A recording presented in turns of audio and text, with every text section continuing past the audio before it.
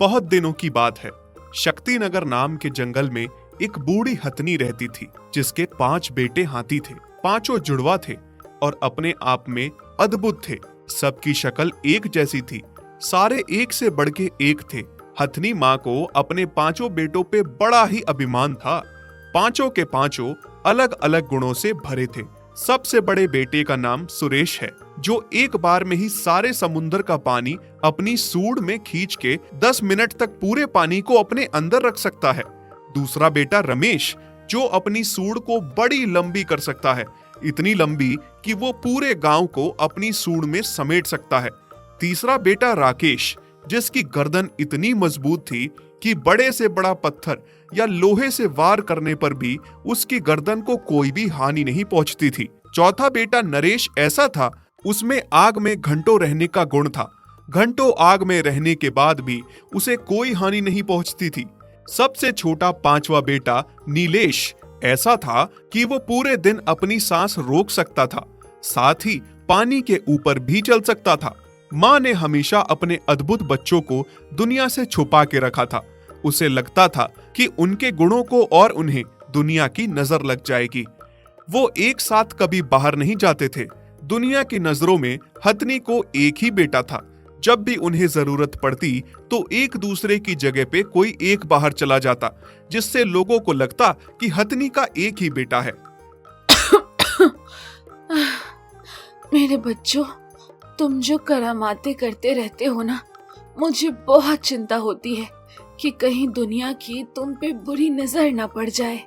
नहीं माँ, तुम चिंता ना करो, हम भी तुम्हारे ही बेटे हैं, समझदार और बुद्धिमान। कभी किसी को पता नहीं चल पाएगा कि हम तुम्हारे 5 बेटे हैं। हाँ हाँ माँ, तुम बेकार में ही चिंता करती हो, हमें कुछ नहीं होगा। चलो अच्छा है। हाँ, मुझे इस बात की खुशी है बेटा, तुम सब एक साथ हो। बस ऐसे ही एक साथ एकजुट होकर रहना।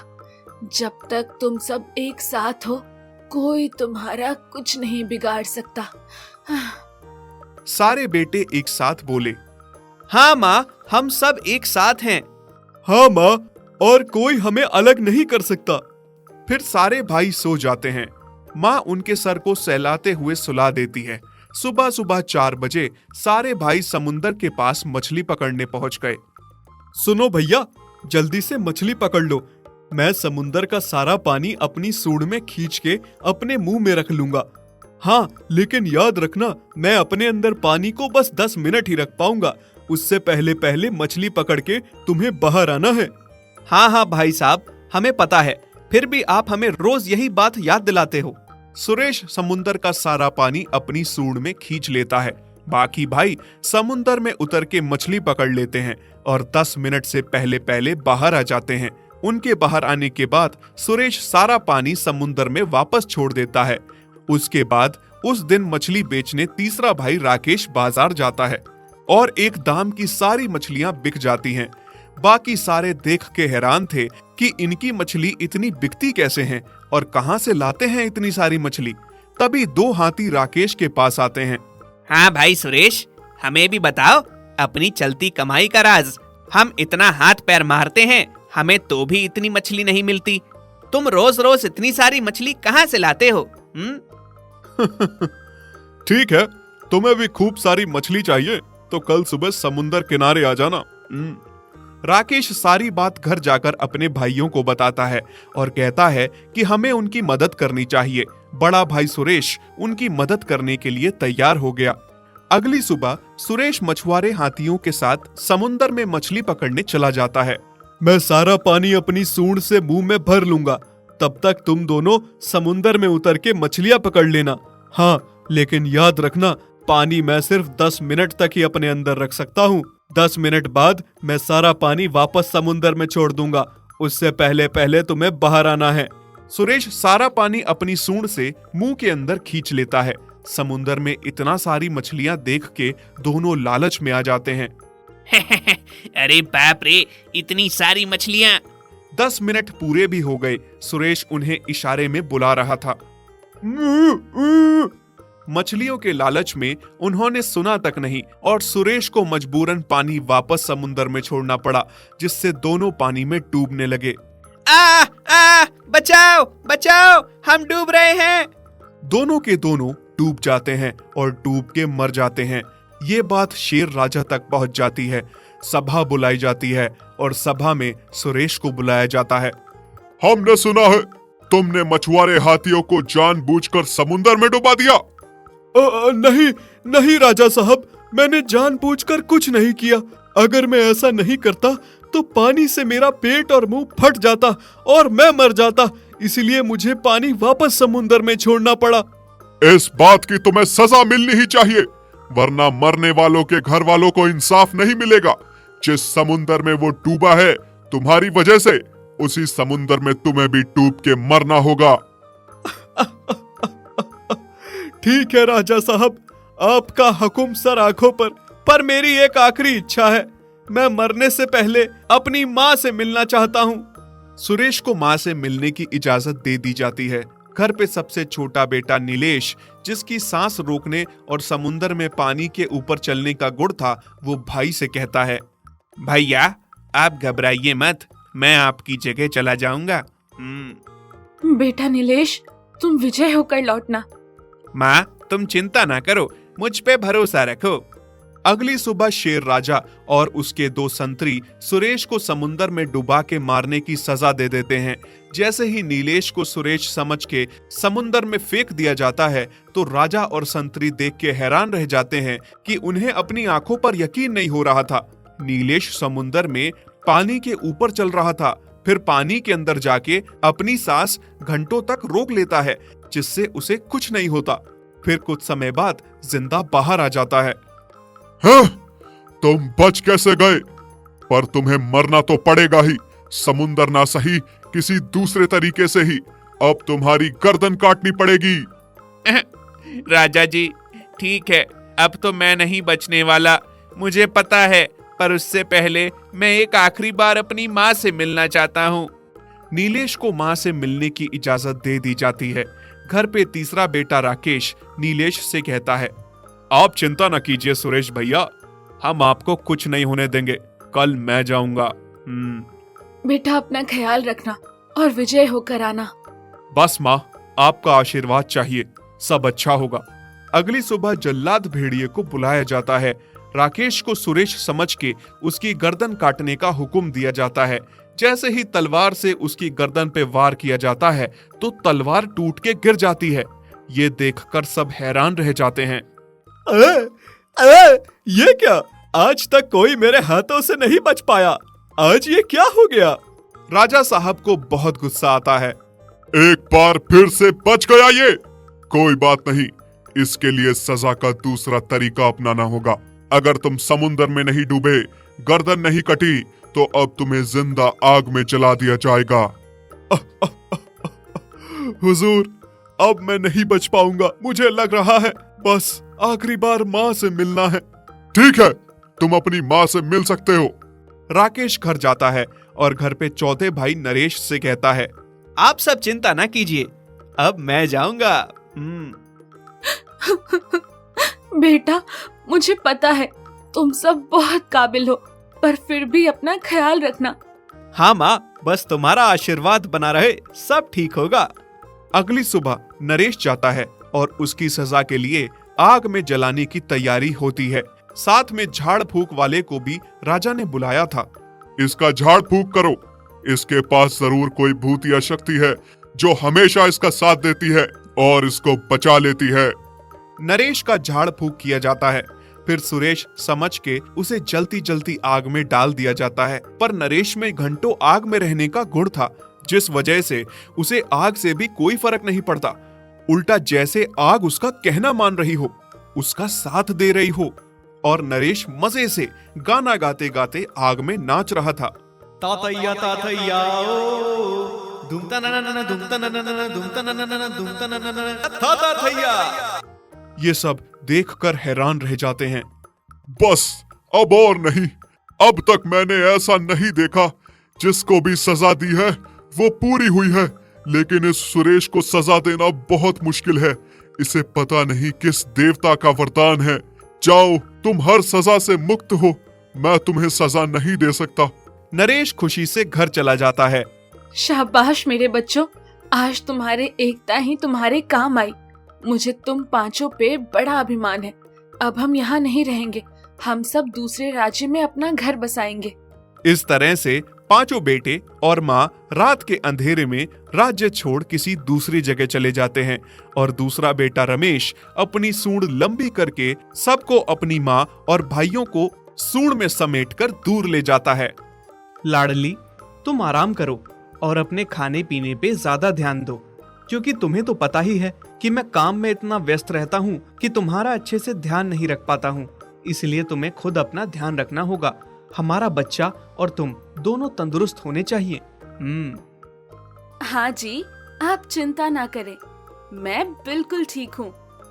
वासी अपनी पत्नी लाडली से बहुत प्यार करता था। उसे अक्सर काम के सिलसिले में बाहर जाना पड़ता था।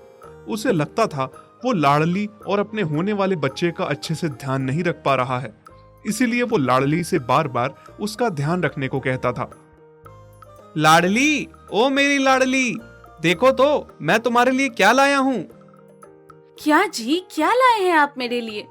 जो भी लाए हैं बाद में दिखाना, पहले ये बताओ आप कहाँ रह गए थे? आने में इतनी देरी कैसे हुई? आपको पता है ना जी, जब तक आप नहीं आ जाते मेरा जी बेचैन होने लगता है। मेरा मन आपके बिना नहीं लगता। अरे अरे, तुम ऐसे रूठा ना करो।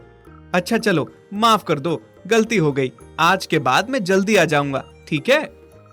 अब ये लो, जल्दी से इमली खाओ। मुझे पता है गर्भ अवस्था में तुम्हें इमली खाने का मन होता होगा। अच्छा जी, बड़े ही चालाक हो, इमली खिला के मना रहे हो।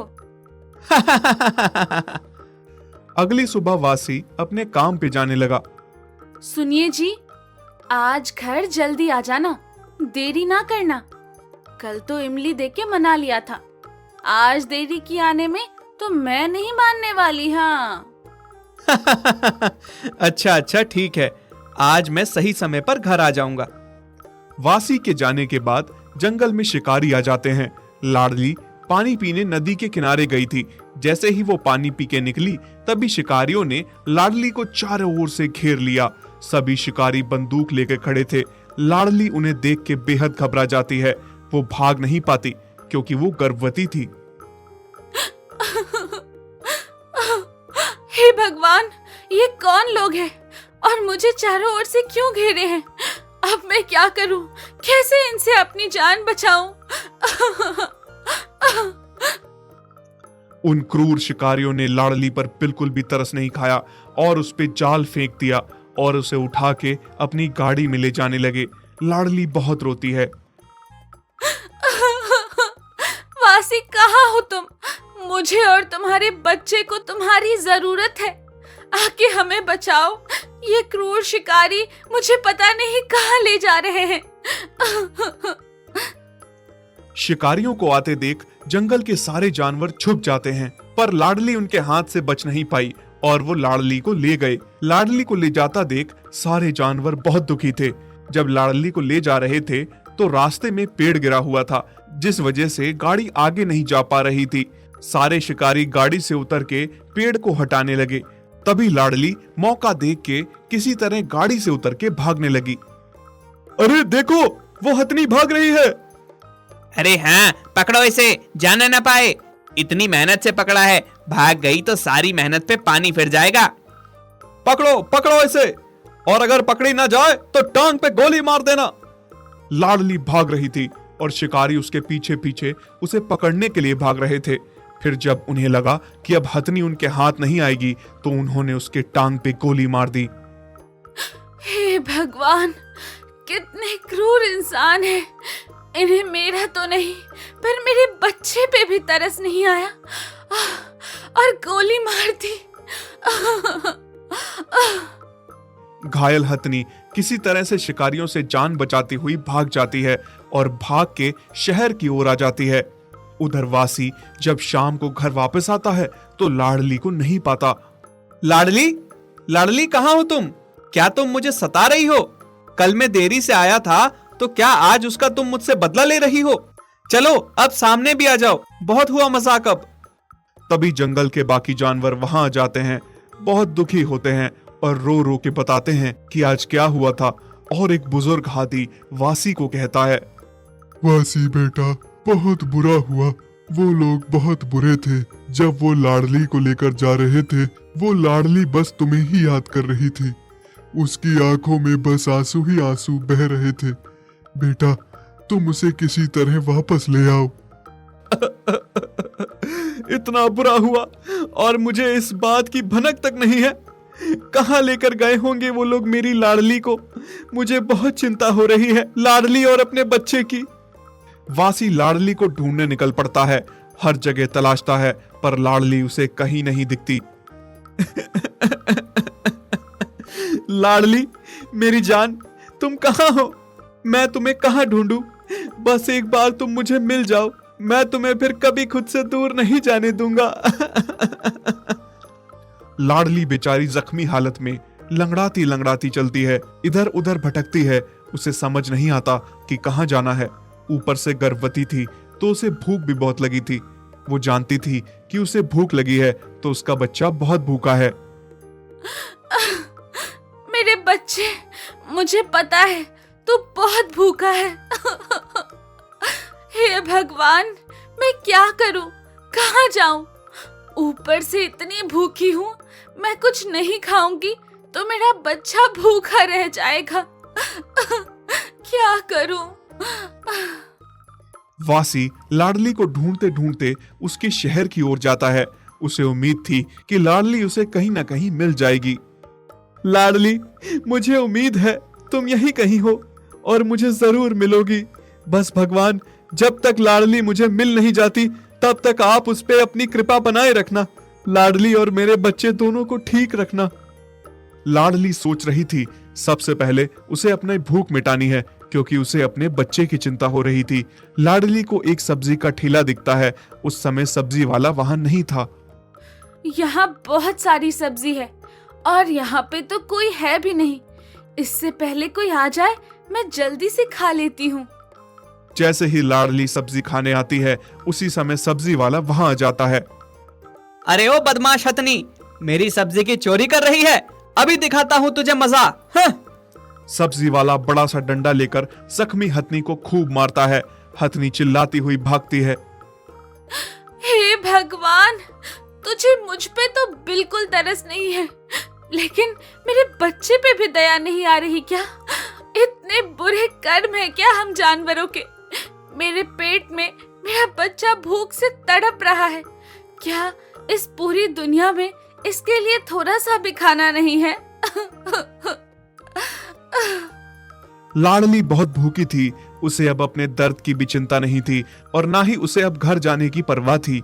अब वो बस खाने की तलाश में इधर उधर भटक रही थी। उसे बस अपनी भूख मिटानी थी और किसी तरह से अपने बच्चे को बचाना था। मेरे बच्चे, अब मुझे किसी भी बात की चिंता नहीं है, इस गोली के दर्द और ना घर जाने की, क्योंकि मुझे पता है तुम्हारे बाबा हमें जरूर ढूंढ लेंगे। बस चिंता है तो इस बात की कि तुम्हें कैसे बचाऊं। किसी तरह बस थोड़ा सा खाना मिल जाए। तभी एक जगह लाडली को रास्ते पे लावारिस तरबूज दिखता है। वो बहुत खुश होती है कि लावारिस तरबूज किसी का नहीं है, खा भी लूंगी तो कोई मारेगा नहीं। फिर जैसे ही वो तरबूज खाती है, उसके मुंह में अचानक से जैसे तरबूज फट जाता है, जिस वजह से उसका मुंह जख्मी हो जाता है और मुंह से खून निकलने लगता है।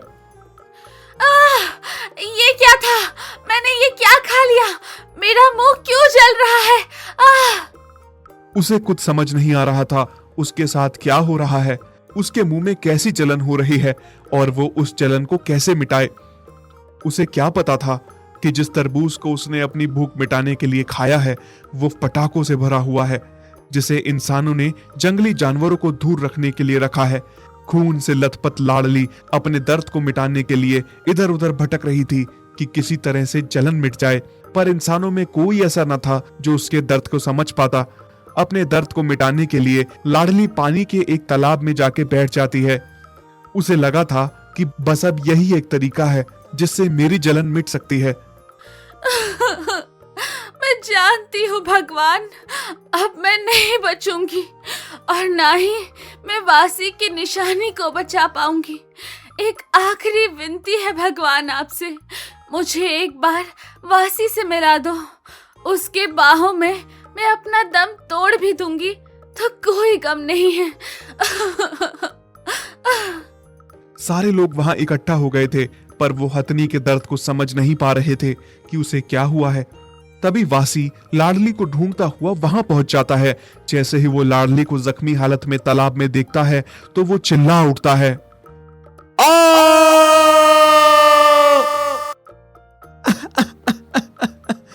लाडली, ये तुम्हें क्या हो गया लाडली? वासी, तुम आ गए। बस अब मैं मर भी जाऊं तो कोई गम नहीं है। नहीं, तुम ऐसा ना कहो, मैं तुम्हें कुछ नहीं होने दूंगा, मैं कुछ करता हूँ। वासी अब समझ गया था कि लाडली को अब बस डॉक्टर ही बचा सकते हैं। वो भागता हुआ एक डिस्पेंसरी जाता है। डिस्पेंसरी के कर्मचारी भी हाथी को देख के हैरान थे कि इतना बड़ा हाथी कहां अंदर घुस आ रहा है। वो उसे मार के भगाने की कोशिश कर रहे थे, पर वहां का डॉक्टर बड़ा भला इंसान था। उसने हाथी को मारने से रोका और समझ गया कि हाथी उससे कुछ कहना चाहता है। वासी ने डॉक्टर के हाथों को सूंड से पकड़ा और उसे ले जाने लगा जहां उसकी लाडली जख्मी पड़ी थी। डॉक्टर भी उसकी परेशानी को समझता हुआ उसके साथ साथ चलता गया। वहां पहुंचा तो डॉक्टर ने लाडली का चेकअप किया। अरे ये क्या, किसी ने बहुत बेरहमी की है इस हथनी के साथ, इसको तो अस्पताल ले जाना होगा। लोगों की मदद से डॉक्टर ने हथनी को अस्पताल पहुंचाया। वहां पे उसका अच्छे से इलाज किया। अब लाडली और उसका बच्चा दोनों सुरक्षित थे। लाडली, अब तुम बिल्कुल ठीक हो। एक पल के लिए मुझे लगा कि मैंने तुम्हें खो दिया, पर भला हो उस डॉक्टर का जिसने हमारी मदद की। हाँ वासी, अब मैं बिल्कुल ठीक हूँ और हमारा बच्चा भी। दोस्तों, अगर आपको हमारी ये स्टोरी अच्छी लगी हो तो हमारे चैनल को लाइक शेयर करें, सब्सक्राइब करें और ज्यादा से ज्यादा कमेंट करें ताकि हम आपके लिए ऐसी ही अच्छी अच्छी स्टोरीज लाते रहें। यदि आप ऐसी कहानियां और देखना चाहते हैं तो हमारे चैनल को सब्सक्राइब करें और बेल आइकन पर क्लिक करें ताकि हमारी सारी नई वीडियोस आप सबसे पहले देख सकें।